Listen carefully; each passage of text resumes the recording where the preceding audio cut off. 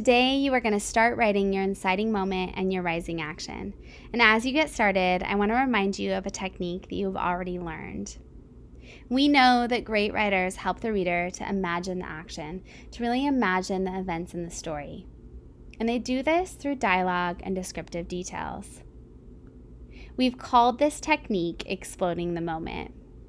Today and tomorrow, as you write your rising action, I want you to take the time to explode every moment in your rising action.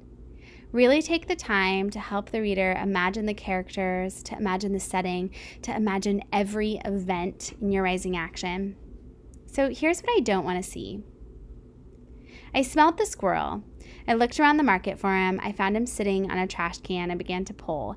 Liz yelled at me to stop and tugged my leash. The squirrel looked scared when he realized I was after him. I forgot everything and ran after him. In this piece of writing, the writer lists the events. The dog smells the squirrel. He gets yelled at. He's seen by the squirrel. He forgets everything and chases after it.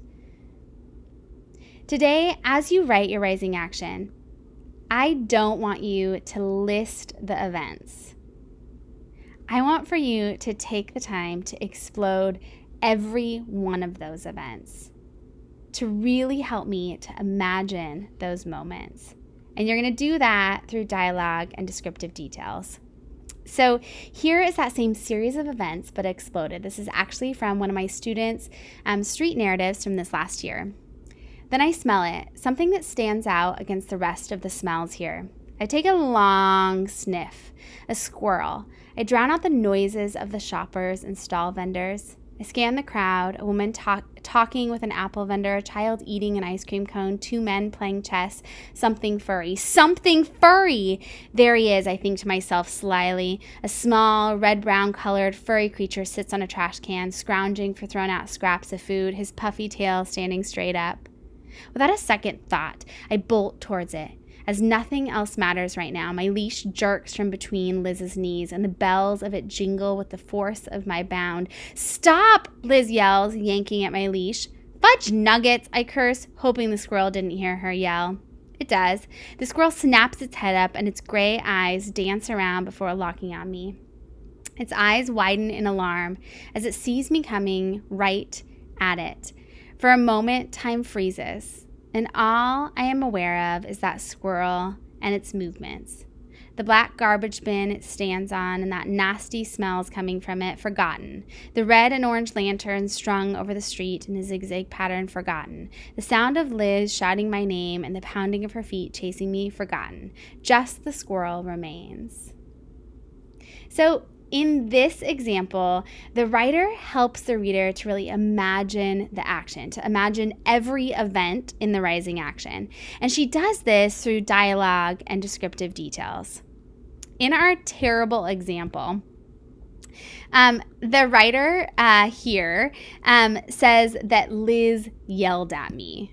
I highlighted in yellow so you can see. Liz yelled at me to stop. Rather than just saying or listing that Liz yelled at me to stop, as a reader, I want to hear it. And you're going to do that through dialogue. "Stop," Liz yells, yanking at my leash. "Fudge nuggets," I curse. In your rising action, I do need to see you use dialogue. I don't want you to tell me that a character yells something. I don't want you to tell me that a character is told something by another character. I want to hear it, and I want to hear it through dialogue.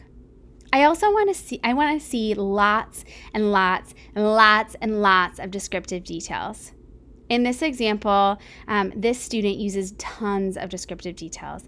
I love this moment here where the dog scans the crowd and we see everything the dog sees. A woman talking with an apple vendor, a child eating an ice cream cone, two men playing chess, something furry.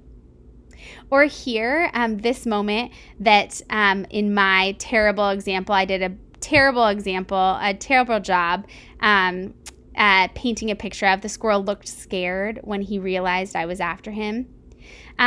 in her example, in her writing, she uses descriptive details to really help me to imagine this moment.